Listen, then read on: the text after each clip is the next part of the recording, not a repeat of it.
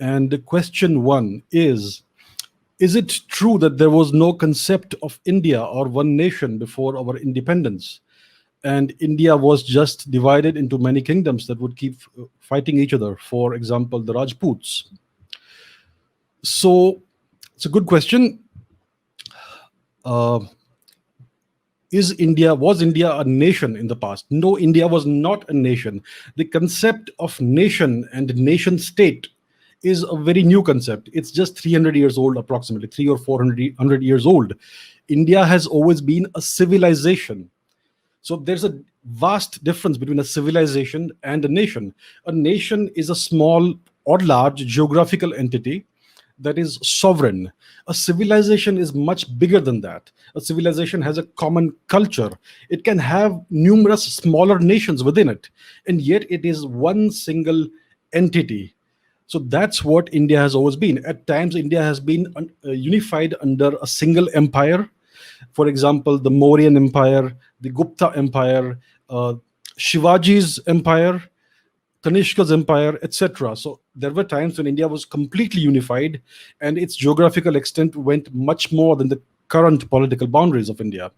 And there were times when India was a bunch of fragmented kingdoms, and it was still one single civilization. So India has always been something greater than a nation. India has always been a civilization. So before India's independence in 1947, India was a civilization. In 1947, what happened is that India became a nation state, and that too a truncated one. So 1947 was a watershed in India's history. It became diminished from a civilization to a nation. So historically, India has been a civilization. Now, yes, India's kingdoms would fight each other from time to time. It wasn't always the case. Whenever you had a number of kingdoms, there would be inter-kingdom rivalries for sure. And when you would have a large empire under one single emperor, then there would be no such rivalries. So history is a cyclical process.